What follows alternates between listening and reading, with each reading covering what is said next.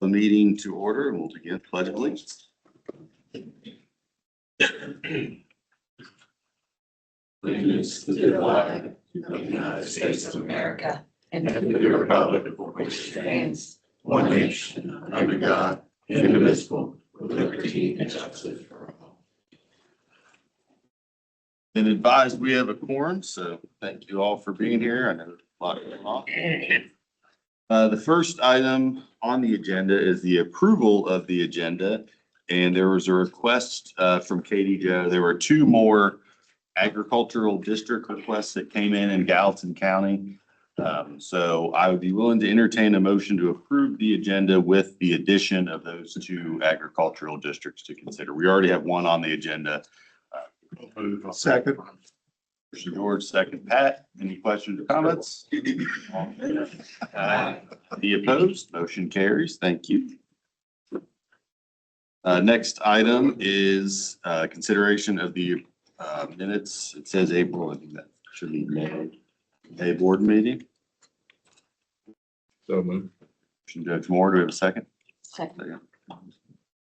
All in favor? Aye. Any opposed? Motion carries. Moving into the administrative section, Mr. Cottingham, do you have anything? Everything is You can't Good. tell us. George was trying to get some information out of me, and I told him I can't talk to him. All is ethical, eh? All right, moving on then to the finance report. Chris has a couple things. First, we'll start with the current monthly finance report, then we'll move into the budget. So starting with the current finances. Yeah, our financials, like I said, we are meeting in June. This is for April. So we're about 10 months through the year here. Revenues and expenses are pacing just right for our FY25 budget for the budget amendment we passed 2 months ago. When comparing figures this time last year, we see a 20% increase in revenue, 5% increase in expenses. Our revenues of just over 37 million are pacing right on there, 83%, which works out to 5.6 for all you guys that like to do math in your head. Pacing right on line there. You see our state fund, federal fund, other funds, local fund breakdown on the pie chart. One chart there, revenues are over expenses here in April. So it's pretty nice. Cash balance is down ever so slightly. That just kind of had to do with the timing of our DOTS waiver payroll. We funded it and got it back in. There's no real cause for concern there. Accounts receivable is down as well as our collections have increased on those, and those have become more timely. Expect to see that. Our accounts payable balance is up for this time last year, but that's been pretty consistent for us all year. So that's just as our budget is increased, as the amount of money that flows through goes up, we've kind of seen that hold steady. So no real cause for concern there. Our interest earned balance through 10 months of FY25, just over $130,000. It's in about 17% increase. And just to put that into perspective, our fair share invoices that we send to the cities and the counties are about $196,000. We go ahead and annualize that to a full year, we're going to be looking at about $150,000. So that's all the revenue that we bring in for that F&A there. So those are really starting to get close to one another, just to kind of give you that point of reference. We'll go ahead and go to the next slide, looking at our consolidated financial statements through April. Like I said, just to kind of carry on the theme, we're sitting really well, right where we expected to be at this time of the year. No real cause for concern or bring really attention to anything at this point. I feel really good about it. We kind of already hit that elephant in the room when we talked about it. We got those more in line. So feel really good about it. Really, it's just kind of like, all right, cool, get over this, do that by 26 budget, and then we're going to start closing out the year here. So that is what I've got for the April financials, my friends. Any questions? Questions for Chris on our April financial? Question on the reserves and then the interest income. The 5.8, I know that fluctuates, so it's not exact, but 130,000 interest, that's what, maybe 2.5%, something like that. 2.5, 3, and so once again, that's an average daily balance too. We get a lower interest rate than many other accounts. And that has to do with the collateralization needs of our organization. The bank can't put all this money out to work. They can't gain as much interest off of it. So we do get a lower rate because of our high collateralization. So we are getting the top interest rate we have available, given the collateralization agreements that we have to have in place. So yeah. How often do we bid bank services or interests or? I will have to look. I believe we switched over to Stockyards Bank within the last several years, but I will double check. Something to look at. Seems a little low. Thank you. I was like, going off top of memory, I can't remember. It's maybe like, let's say we're collateralized for like 80% of that. So what they're really paying interest on isn't very much of it, to be very candid. So that's what really inhibits that interest rate. Good question, Joe. Any other questions? If not, I'll entertain a motion to approve the April financial report. Judge Hills, we have a second. All in favor? Opposed? Motion carries. All right, on to the fiscal 26 budget presentation. It's kind of funny because this is right where I started in this room about 13 months ago. So I come in full circle, present the FY26 budget. So the first two things that you'll notice is, hey, revenues are going up and expenditures are going down. Congrats. Normally you'd be like, well, that's great news, and it certainly is, but we'll kind of touch base a little bit more on that, and kind of give an explanation on that. Kind of what we see is, Clay, could you scroll down to the expenses just a touch more for me? So really the big driver, you'll see our excess revenue over expenditures here being kind of high, approaching about 3.8, when we've kind of got a current year budget of about 1.8, and I'll probably fall closer to like 1.6 is what we're thinking right now. The biggest driver for the increase of this really has to do with our CDO PDS waiver program. And that has really grown. Those rates have gone up as of January. So one of the biggest drivers for that increase in revenue over expenditures has to do with that. Just going to be very clear, we're still working on the plan and how we want to do that. That was a conversation at the Dale training here a couple of weeks ago. So we're going to put that plan together for you, and we're going to have a budget amendment in October. One, for that, but two, also due to a lot of the uncertainty surrounding the federal budget and its impacts to us. I'm sure you guys haven't seen that in the news at all, but it's one of those things. I've spoken with the finance directors, the other ads, and going, hey, how are you guys handling it? How are you guys going ahead and approaching it with your board? What do you think is the best course of action? Because many of those folks are much more tenured, been doing this much longer, so I really lean on them for their judgment call and kind of the wisdom in that room. And so I really like that idea presented. Tara, I want to take you to that as well and kind of let you know that that's the thought there. So I'll take you down the expense sheet because those are the big things. Personnel expenses staying about online. We will be bringing our raise proposal to you here in July, August. And kind of planning on our traditional 4 to 5%, have that built into our budget. Our professional services, wow, down 36%. That's great news. Well, how did you achieve that? Well, it's two things. We have two grants that were much more heavily focused on money that was coming in, and then we were hiring outside contractors to do that. Those have come to an end. Those just aren't as prevalent in a couple of our local government grants. And the other thing is reducing the professional services that we had for accounting. Obviously, we had a finance director change. We're a little more reliant on our outside accounting help. So as we've gone ahead and put in a plan to reduce that, that is the reason for the reduction there.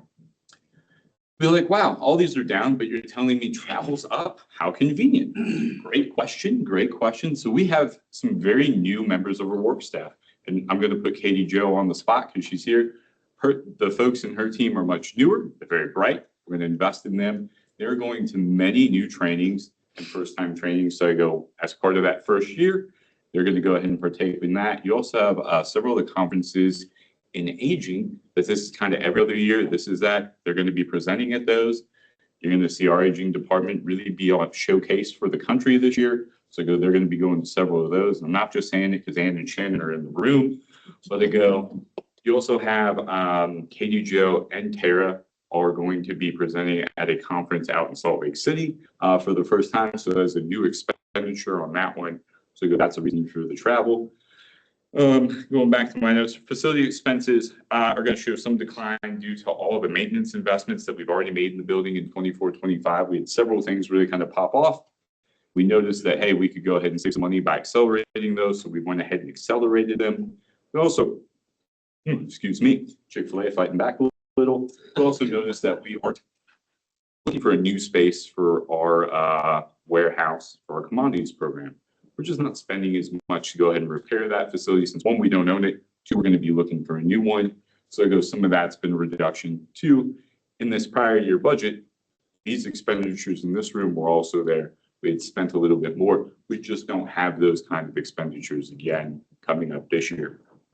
We have gone ahead and built into the budget. I'm sure you guys saw the great hallway. Everybody was like, yep, it looked different, right? I was like, what are you talking about? We got a new sign, we painted the walls, we got new flooring. That's kind of a taste of some of the things that we would like to do in the building. The building's great, we're taking good care of it, but some of these things, as you guys just go ahead and look at the carpet down in front of you. Yep, those are stains that should definitely be there in a professional meeting room. Some of the things that we would like to go ahead and replace, we've built that in the budget, and that's still going to be below prior year. Once again, we're waiting on the federal budget. We're not spending that money. But we went ahead and got quotes to paint, carpet, and replace the windows for the whole building. Really, I had Clay and Hayden work on that. I just wasn't sure, like, what would that cost for a building this size? 300 grand, 500 grand, no idea. Well, come to find out, it's going to be $179,000. We'll probably get that down to about 135, depending on options. We built that into the budget. We're probably not spending that money until after we know what the federal budget looks like. So just to make you aware that that's there, and have a taste of what that will look like out in the front entryway. That total expenditure was less than $4,000. We thought that worked out really well. Really modernized the space, much more inviting and welcoming. Really sets the tone.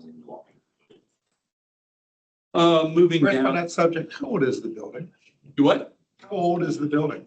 I cannot remember if it was built in 98, 99. 2001. Thank you, Clay. That's why he's here. That's why he's the director of facilities and IT. But yeah, I go, so we're at that 25-year mark.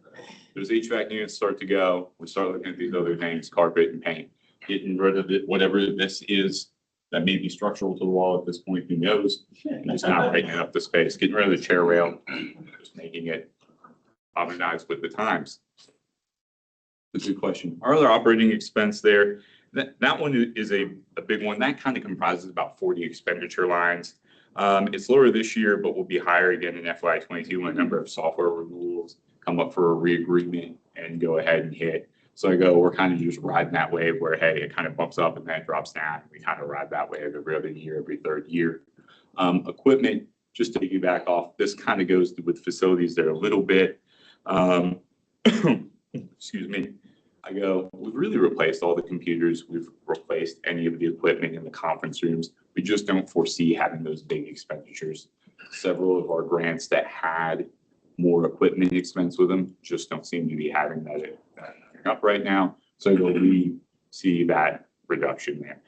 Those computers are about $1,300 a top for us.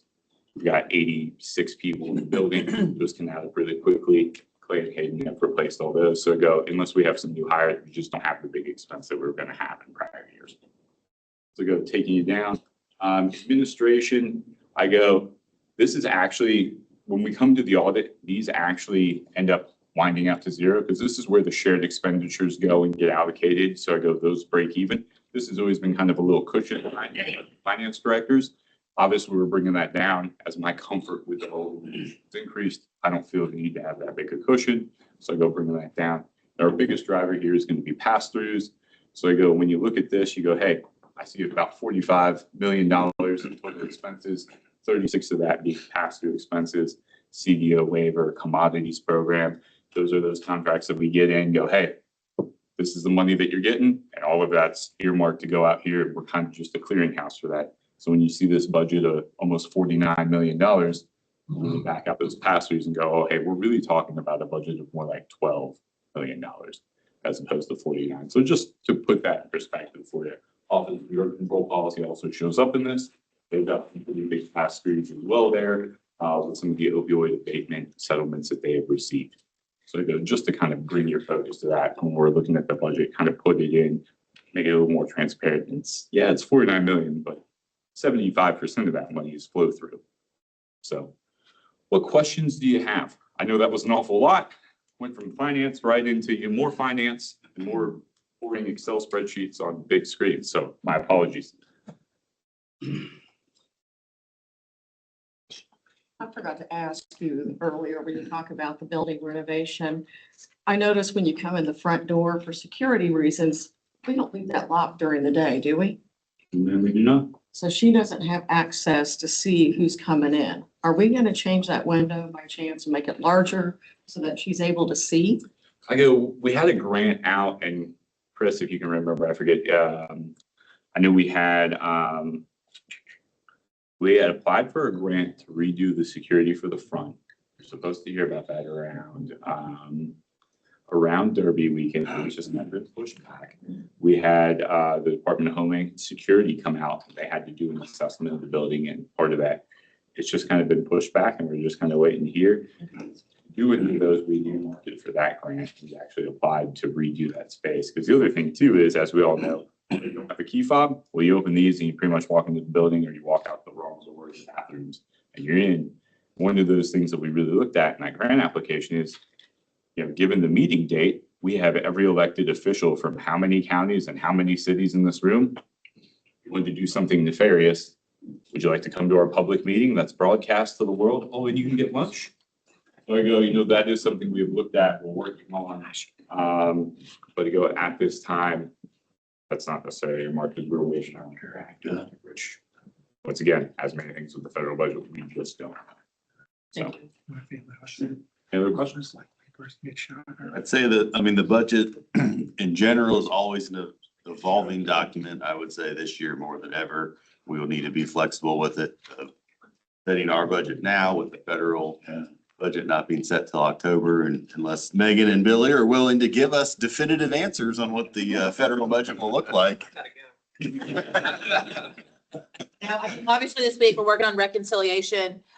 Thune has noted that he, would like to get a vote on this big, beautiful bill, but we're having some back and forth with the Senate parliamentarians. So they'll probably be working well through the weekend. So no update at this point. So I think there's, Tara and I talk quite a bit about the federal funding. We all know it's out there. It's a balance of not causing, panic with the staff that they're going to lose their jobs based on a news article, but having responsible plans. I think this budget reflects that. There's going to need to be some flexibility in it. I am sure we'll be coming back to the board with amendments and adjustments as we learn what happens. So I think this is a good plan that gives us the needed flexibility and would entertain a motion to approve it. Month after the annual meeting, we'll be back in here talking about a budget. So something to look forward to in October. I'll make a motion to approve the budget. Second. Second, George. Last chance for questions. All in favor? Aye. Opposed? Budget's approved. Thank you, Chris, and your team for all your work on that. Thank you. And now you're going to talk to us about KCO insurance renewals. This will be the last time, we let Tara go on vacation over 4 days. You gotta hear from me, and that is not an upgrade in any way, shape, or form. KCO, so ultimately, you guys approved our contract for this insurance. The bill is over the amount, comes to the board, so just to have an abundance of caution, just bring it up to you. I would like to request your approval to pay our annual policy renewal insurance. And that is why I come to you now to ask, and we'll pay it all at once to get the 2% discount. So moved. Second, Marie. Questions on having insurance? All in favor? Aye. Any opposed? Motion carries. Thank you, Mr. Corbett. Now into the committee reports, and that's me. So as we talked about the last board meeting, there is a need in the bylaws for a nominating committee to make recommendation to the board for the next slate of officers and what's being called the executive committee. So to remind you right now, there's a finance and administration committee. There's 5 people. There's 4 serving, but there's 5 spots. That's going to expand to 8 and be renamed the executive committee. So every county will have one person represented on that executive committee. And when I say county, I don't mean either, the judge or a fiscal court appointment. It could be a city within that county, a citizen member, just someone from that area. So there'll be 8 members. In order to come up with that slate of candidates, we needed a nominating committee, and Marie Schenkel and Joe Cottingham volunteered to serve on that with me.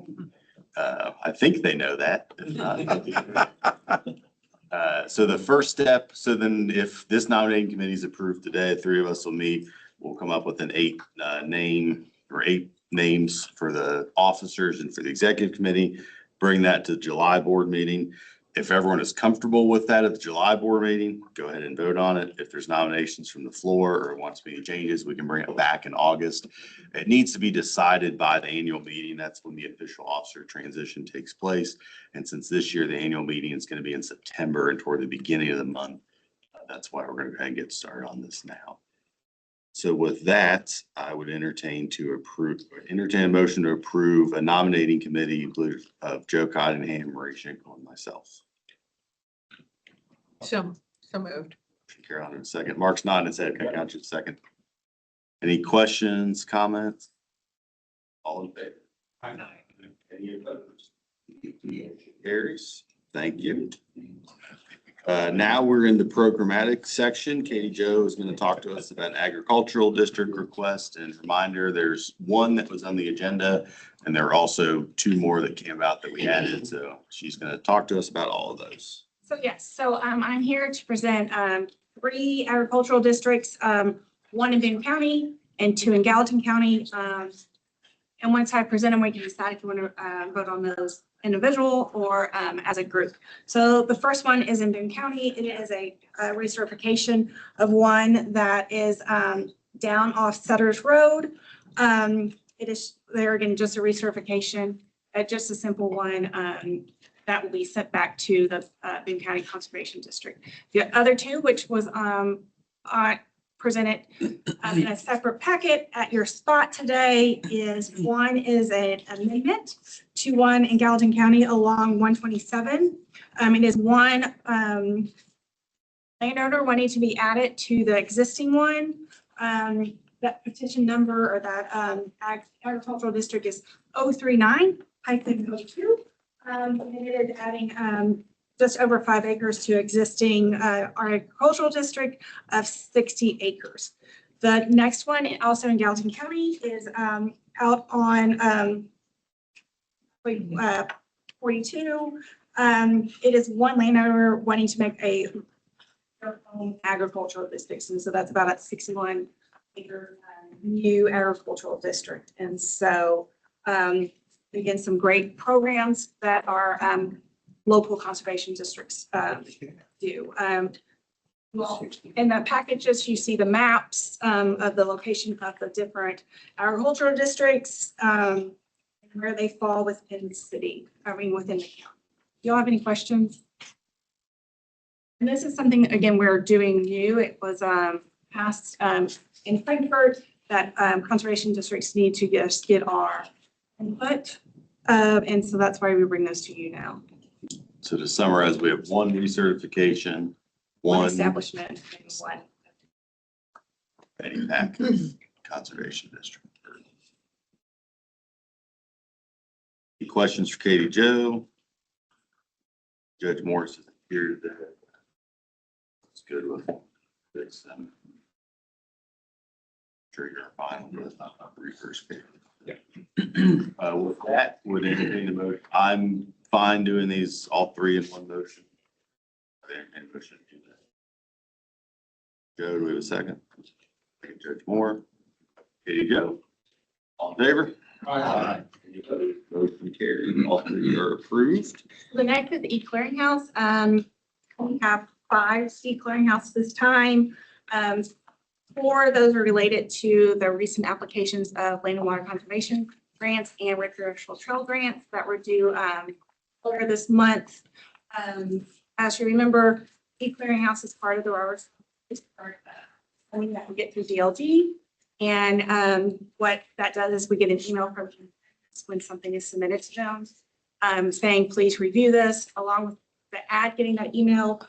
Department of Water gets it, SHPO gets it, DLG gets it, Energy Cabinet, Fish and Wildlife, the KIA, Public Service Transportation Cabinet, you kind of get it. And so everybody provides that information. And so our, you see the 5 projects there. 2 in Erlanger, the city's comment on that is the response is no adverse impact to the local infrastructure and the community systems. For Campbell County, the city response from Fort Thomas is no impact on this community, economic development and community development within the county. And for the Mall Road, Ewing Boulevard, US 42, which we all know that's an interesting intersection. It needs some updates along that pathway. Again, the city has no adverse impact and supports economic development and future growth priorities. So, and then the final one is in Pendleton County. Again, a grant application for a scenic trail there in Falmouth. Do you have any questions? Much like the last one, I'd be willing to entertain a motion to approve all 5 unless someone wants to vote individually. Judge Dills, do we have a second? Last chance for questions. All in favor? Any opposed? Motion carries. There you go. Submit all those. Ms. Courtney is here to talk to us about spending money the state gave you 7 weeks ago that has to be spent by Monday. So. That's right. All right, so, I love that money, so I'm glad to spend it. So when we first got this is the second round of this grant funding. We, didn't have a box truck in there. We thought the software for what we wanted to do and the warehouse was gonna be, you know, a lot more expensive than what we budgeted for. It actually was like, it was less than half. So went back to the warehouse team and was like, what are we hearing from our pantries? What are we hearing? What can we use this money for? Because I don't want to give it back to the state. And so they were like, you know what?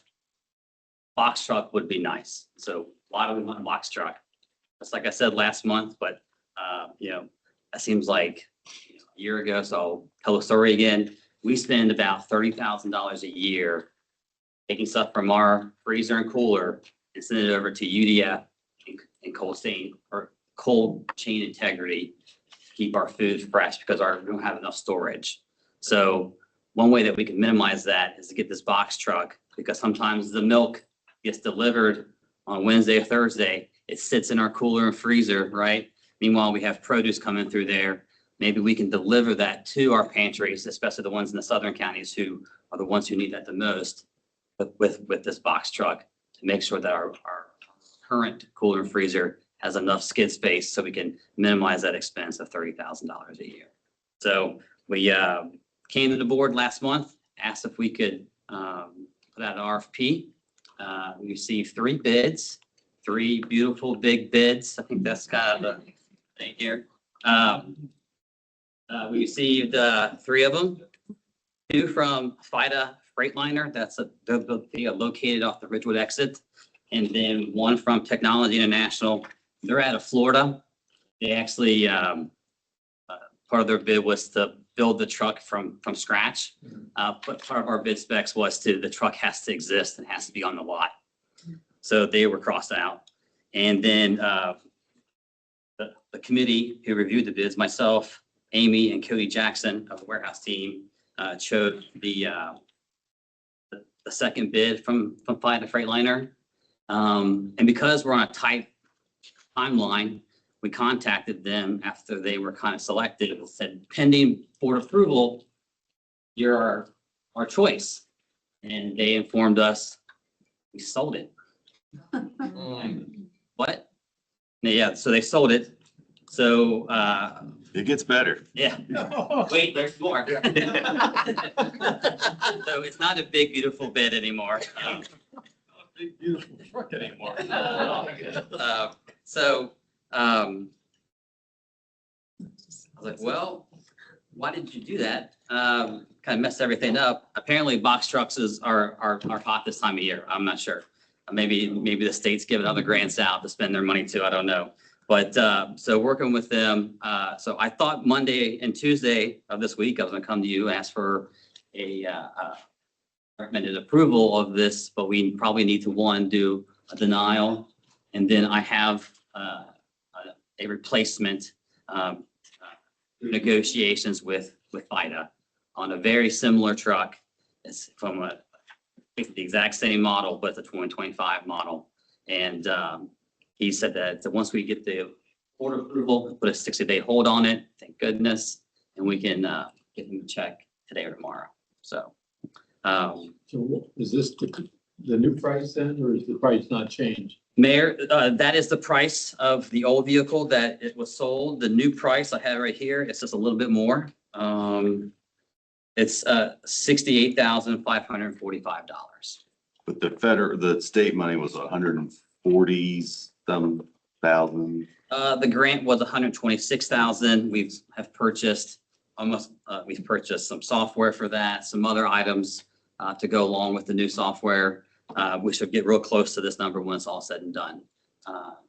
We won't give that much money back to the state. It'll just be a few thousand. When Chris called me out yesterday, to me, I was all right, rejecting these, except because even with the increased price, it is still covered by the state grant. So there's not going to be any add local dollars. Even it'd probably be reasonable to do it even if it got to that point. But the $3,000 more for the truck, there's still grant money. And to clarify, it's a year newer model. Yes. So that's worth it. Yeah, we're not paying more for the same thing even. So I think it's a creative use of the funding that'll reduce some of our storage space and, just as importantly, get commodities to the pantries quicker and be able to deliver rather than them having to come pick up from us. That box truck will primarily be used to service the southern counties actually, because they're more reliant on those deliveries. So the pantries have they don't operate on a major budget. A lot of it's the volunteers, and if volunteers have time, in their weekly schedule to get up to the warehouse to collect some of in their own little truck or whatever that they can get there. This is a nice benefit to have for those pantries and a good service that is needed. So Is it refrigerated or standard? it's not refrigerated, standard. So And these aren't going to be like in there for a long time. They're going to be there, go and come back. So If you're here at the last board meeting, we've also adopted a vehicle maintenance plan. So we're ready to go. You want 2 agenda items on this, or do it all as one? Since to do this too. Right. Yeah, okay. So to be clean, so the first thing that I think we should do is would entertain a motion to reject all of those bids because the Technology International bids did not meet the bid spec. It was not available on the lot. It was a build to spec. The FIDA Freightliner number 1 is over budget and FIDA Freightliner number 2 doesn't exist. I move we reject all bids Motion on to this. reject all the bids. Do we have a second? Second, whoever, take your pick. All in favor? Any opposed? Motion carries. The bids are rejected. Now would entertain a motion to purchase the 2025 model of the FIDA Freightliner number 2 using the state funds. Second. Motion second. Any other questions for Chris? I would put the amount in that second motion, Okay. the 68,000, whatever it was. Yeah. 68,545. You willing to amend your motion to that? All in favor? Any opposed? Motion carries. Thank you, Chris, for all your work on that. I know a lot, but sending money back. So thank you. All right, Shannon is going to talk to us about NEO ride. NEO ride. As part of the coordinated transportation plan that we presented a couple of months ago, one of the recommendations that they had in there was for us to join NeoRide. So we had the executive director come out and talk with not only staff, but also some of our community partners. Tank was at the table. They are an existing member of the NeoRide community, and so they come highly recommending us to be able to do that. So we have a resolution that we are asking for you to pass, which would grant us membership, that including a whopping $1,000. That will basically give us leverage as members for buying power. So this organization is an Ohio City Council of Governments. They're comprised of 31 suburban, urban, and rural public transit organizations across 11 states. And the whole purpose of joining them is to basically leverage group efforts and to be able to maximize those competitive prices and contracts for procurement. So as a member, if there is something like software or even some of the vehicle maintenance that we were talking about, software, be able to join them. If they have an outstanding procurement already eligible, then we don't have to go through the procurement. We can actually utilize that. So we're creating some efficiencies, and especially as we have our new mobility management team, hopefully you'll be introduced to them next month. They are going to be able to take all of what was presented and proposed in the transportation plan and get that rolling out into your communities. We would also, normally you have to have a fleet and be a public transportation organization. They also allow organizations like ours to be a part of it. If you are not for profit, you are not eligible to be a member. So what happens is that by us being a member, we would be able to advocate for organizations like BAWAC, who is a nonprofit who would not be able to manage this. So it's going to help us reduce the cost and maximize the efficiencies as we are looking at coordinating transportation. So we are asking that the board and approve the resolution so that we can submit our $1,000 and become a member of NeoRide. Good So idea. moved. Motion, Pat, do we have a second? Second. Second. Any question? All in favor? Aye. Any opposed? Motion carries. We're now members of NeoRide. Thank you. Just to be clear, was the motion to join in? Yes.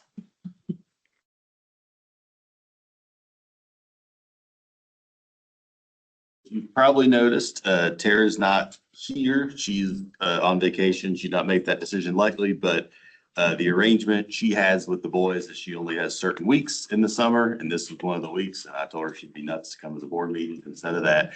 So if you're upset she's not here, blame me.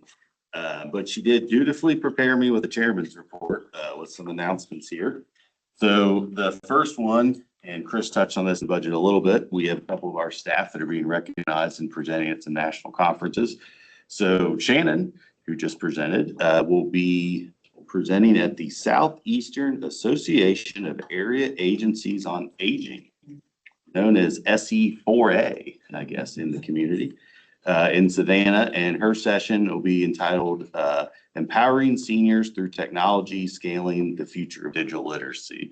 So you might remember we've done some initiatives with some tablets and different things to help improve our seniors' digital literacy out in the community. And Shannon and her team were selected to present that at that conference in September. And then also Tara and Katie Joe and then Wanda Winkler from the Brighton Center were selected to present at NATO, that's with a D, National Association of Development Organizations. Their annual conference is in, I think, Salt Lake City, someone said. They'll be presenting Finding a Home for All in Northern Kentucky, Innovative Strategies to Help Bolster Housing Stock in the Region. So this is kind of a culmination of all the housing study work that's happened the last couple of years. So they were selected to present at NATO, and they were also recently featured in the NATO newsletter that goes out to everybody. So for the work there, so good recognition for them. At your spot, you will find a flyer called Become a Friendly Visitor. This is a program we have for our aging department. If you're interested in volunteering to basically become friends with a local nursing home resident. You could play cards or bingo, talk, read, or share a meal, or any other activities. If you're interested in that, you can contact Amy Morris. Ann is also here and has questions for that. That. And one thing that we would ask you to, as the Council on Aging, is that if you could share that through your mediums that you use to communicate with the public. Like you got city websites, if you got county websites, you got some social media, throw it out wherever you can. Because there's a lot of lonely people these days, and some of them are in nursing homes. I believe I've seen there's some social media graphics and stuff that anyone could get if you know, ready to share on your channels. And another great thing we do here at the ad. And then finally, so the Kentucky Council on Ads, was it Tuesday? Had a meeting down in Frankfurt talking about regionalism works. There's some slides that we'll send out. There's also, it was recorded from KADD. We'll share that. But Lisa Wilson-Plager is one of our representatives to the Kentucky Council, and she's going to give you how that went.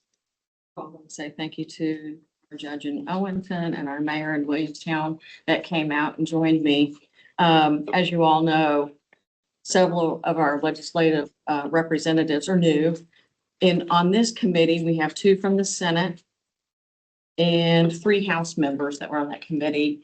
And presenting was from E-Town, the executive director of their area development district, Webster County Judge Executive Steve Henry, Hopkins County Mayor of Madisonville, Kevin Cotton, and Harry Clark, our county judge from Brown County, Moorhead area.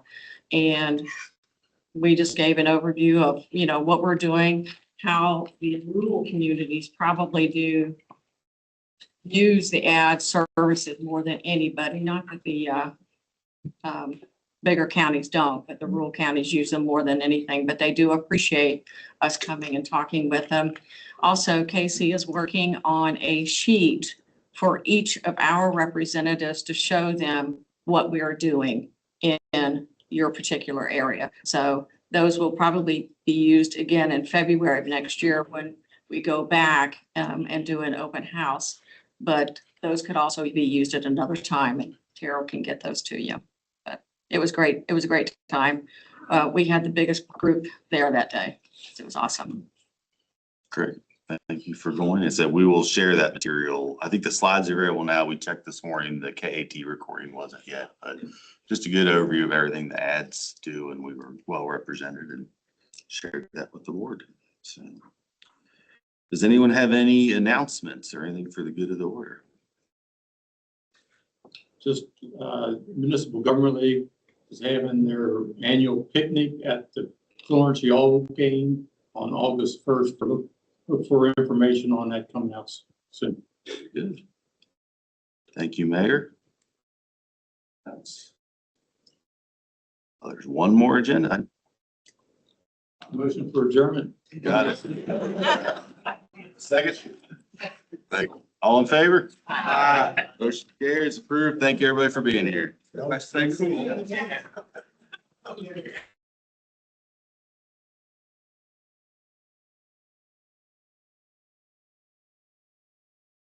It's your outfit. I'm on.